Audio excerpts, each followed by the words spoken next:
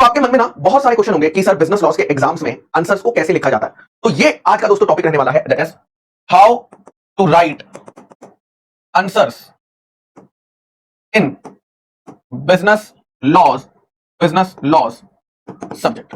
ठीक है, तो बिजनेस लॉ सब्जेक्ट में आंसर्स को कैसे लिखते हैं, ये आज का दोस्तों मुद्दा होने वाला है। मैं आपसे रिक्वेस्ट करूंगा कि जो भी मैं अभी स्क्रीन पे लिखूंगा वो अगर आप अपनी नोटबुक में लिख लेंगे तो दोस्तों वो आपको हेल्प करेगा। आप एग्जाम से पहले भी देखकर जा सकते हो, जिस दिन एग्जाम होगा कि कैसे आंसर लिखने होते हैं, ताकि आपको पता चल जाए। ठीक है, यस सर। सबसे पहले दोस्तों सबसे पहला पॉइंट, सबसे पहला क्वेश्चन जो आपके मन में आता है वो ये आता है कि सर हमें जो आंसर्स लिखने होते हैं, सर वो आंसर हमें पैराग्राफ फॉर्म में लिखने होते हैं या पॉइंट वाइज फॉर्म में लिखने होते हैं। ठीक है सर, पैराग्राफ में लिखें कि पॉइंट वाइज फॉर्म में लिखें। तो दोस्तों यहां पर आप जो आंसर लिखेंगे, वैसे तो आईसीआई ने कुछ नहीं बताया है, बट हम इसको पॉइंट वाइज फॉर्म में लिखेंगे। हम पॉइंट्स बनाकर दोस्तों अपने आंसर को लिखेंगे, पॉइंट 1, पॉइंट 2, पॉइंट 3, नंबर वाली पॉइंट का मत लिखो, बट पॉइंट वाइज फॉर्म में दोस्तों लिखा जाएगा।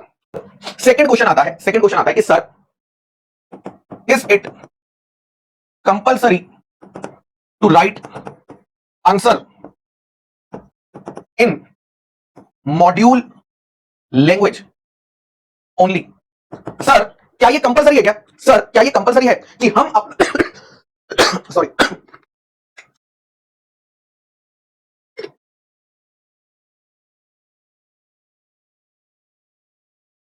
चलिए, हाँ, तो क्या हमें बुक की लैंग्वेज में लिखना होता है क्या?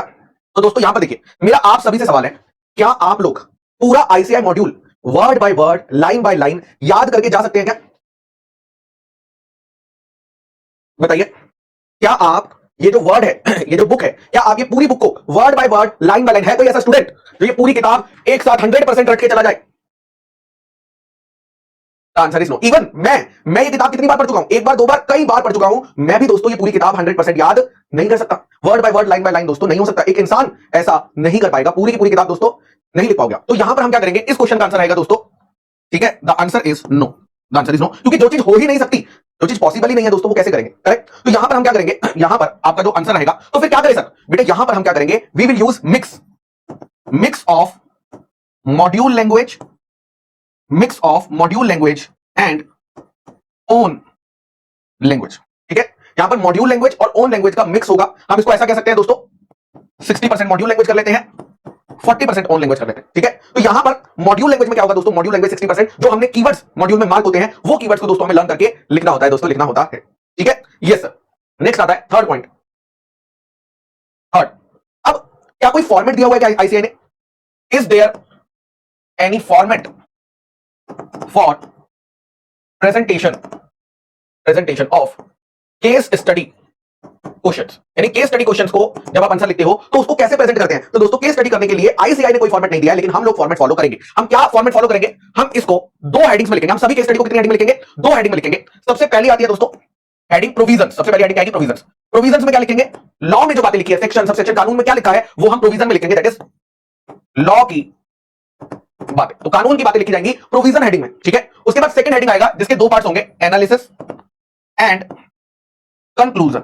Analysis and conclusion. एनालिसिस में क्या आएगा सर? एनालिसिस में आएगा दोस्तों आपका जो आपका क्वेश्चन की केस स्टडी दी होगी, उस केस स्टडी की समरी आएगी। तो क्वेश्चन की समरी आप एनालिसिस में लिखेंगे, और कंक्लूजन में आएगा आपका फाइनल आंसर। जो भी आपसे पूछा है उसका आपका फाइनल आंसर क्या है, वो फाइनल आंसर दोस्तों आपका कंक्लूजन में आएगा। तो केस स्टडी को हम दो पार्ट में सॉल्व करेंगे, पहला पार्ट होगा प्रोविजन और दूसरा पार्ट होगा एनालिसिस एंड कंक्लूजन। प्रोविजन में कानून की बातें लिखी जाएगी, एनालिसिस में क्वेश्चन जो दिया उसकी समरी लिख देंगे, और कंक्लूजन में हमारा फाइनल आंसर लिख देंगे। ठीक है, ओके सर। क्या प्रोविजन मॉड्यूल की लैंग्वेज में होना चाहिए? अगेन अभी तो बताया मिक्स होगा ना, मिक्स होगा, 60% मॉड्यूल लैंग्वेज, 40% ओन लैंग्वेज। चलिए ठीक है। नेक्स्ट आता है क्वेश्चन कि सर टाइम कितना होता है? So how much time is available for solution. तो सॉल्यूशन करने के लिए कितना टाइम आईसीआई हमें देता है, ये हमें दोस्तों जानना है। तो यहां पर डिपेंड करता है कि क्वेश्चन कितने मार्क्स का है। ठीक है, 1 मार्क का क्वेश्चन है तो अलग टाइम लगेगा, 2 मार्क का क्वेश्चन है अलग टाइम लगेगा, 3 मार्क का क्वेश्चन है अलग टाइम लगेगा। ठीक है, 4 मार्क का क्वेश्चन है अलग टाइम लगेगा, 5 मार्क का क्वेश्चन है अलग टाइम लगेगा, 6 मार्क का क्वेश्चन है अलग टाइम लगेगा, और 7 मार्क का क्वेश्चन है तो अलग टाइम लगेगा। दोस्तों 1 मार्क के क्वेश्चन को सॉल्व करने के लिए आपके पास 1.7 मिनट होते हैं। कितने होते हैं? 1.7 मिनट। तो 2 मार्क के क्वेश्चन के लिए कितना होगा? इसको 2 से मल्टीप्लाई कर दो, 3.4 मिनट होंगे आपके पास 2 मार्क का क्वेश्चन करने के लिए। 3 मार्क के लिए कितना होगा? 3 मार्क के लिए आपके पास होगा 5.1 मिनट्स। 4 मार्क के लिए कितना होगा? 4 मार्क के लिए होगा आपके पास 6.8 मिनट्स। 5 मार्क्स के लिए कितना होगा? 5 मार्क्स के लिए होगा आपके पास 8.5 मिनट्स। 6 के लिए होगा आपका 10.2 मिनट्स, और लास्ट 7 पॉइंट इसके लिए होगा 11.2 9 मिनट्स। तो दोस्तों इतना टाइम आपको दिया जाता है, इतना टाइम दोस्तों आपको दिया जाता है, डिपेंडिंग अपॉन कि वो कितने मार्क्स का क्वेश्चन आपसे पूछ रहा है, उसको बस आपको 1.7 से मल्टीप्लाई करना है और आपको पता चल जाएगा कि कितना टाइम आपको इस क्वेश्चन को सॉल्व करने के लिए दिया हुआ है। ठीक है, समझ गए? क्लियर है सभी को? यस सर, एकदम एकदम क्लियर है। ठीक है, ओके। नेक्स्ट आता है सर, नेक्स्ट क्वेश्चन आता है sir, what should be length of my answers.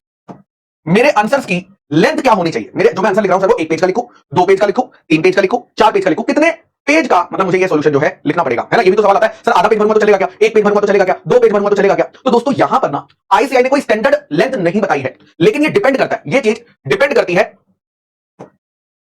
Upon multiple factors. ये चीज डिपेंड करती है अपॉन मल्टीपल, बहुत सारी चीजों पर डिपेंड करती है लेंथ। पहला है of course number of marks, कि वो कितने मार्क्स का क्वेश्चन है। क्यों? क्योंकि दोस्तों कम मार्क्स का क्वेश्चन है तो कम टाइम मिला है, ज्यादा मार्क्स का क्वेश्चन है तो ज्यादा टाइम मिलेगा, तो दोस्तों कम टाइम में कम लिख पाओगे, ज्यादा टाइम में ज्यादा लिख पाओगे, तो मार्क्स मैटर तो करते हैं। दूसरा है दोस्तों, ठीक है, दूसरा है दोस्तों नंबर ऑफ मार्क के बाद that is level of question. Level of question, कई बार क्या होता है, क्वेश्चन देखने में छोटा सा होता है लेकिन उस क्वेश्चन में बहुत ज्यादा दिमाग यूज होता है कि यार इसमें क्या आंसर लिखना चाहिए, कौन सा सेक्शन लगाना चाहिए, कौन से मल्टीपल सेक्शन भी लग जाते हैं कई बार। तो टेक्निकल, अगर वो क्वेश्चन ज्यादा टेक्निकल है तो हो सकता है उसका आंसर छोटा सा हो, बट उसका सही आंसर करना बहुत जरूरी है। ठीक है, उसका सही आंसर करना दोस्तों बहुत जरूरी है। So number of marks, level of question दोस्तों ये मैटर करता है, ये मैटर करता है, ये चीज आपकी मैटर करेगी कि भैया इसमें क्या करना है। उसके बाद नेक्स्ट आता है सर, सर मेरी ना हैंडराइटिंग अच्छी नहीं है तो मैं क्या करूं। कई बच्चों की क्या होती है, हैंडराइटिंग प्रॉब्लम होती है, कई बच्चों की हैंडराइटिंग प्रॉब्लम होती है। तो सर हमें कोई दिक्कत आएगी क्या? कोई दिक्कत नहीं आएगी। आपकी बस हैंडराइटिंग इतनी होनी चाहिए, आपकी हैंडराइटिंग बस इतनी होनी चाहिए कि चेकर आपके आंसर को क्या कर सके, अंडरस्टैंड कर सके। चेकर अगर आपके आंसर को अंडरस्टैंड कर पा रहा है, पढ़ के समझ पा रहा है, बस आपका काम हो गया। आपको कोई बहुत ही ब्यूटीफुल हैंडराइटिंग लिखने की जरूरत दोस्तों नहीं होती है, दोस्तों नहीं होती है। ठीक है, तो आई होप दोस्तों आपके सभी सवालों का जवाब आपको मिल गया होगा।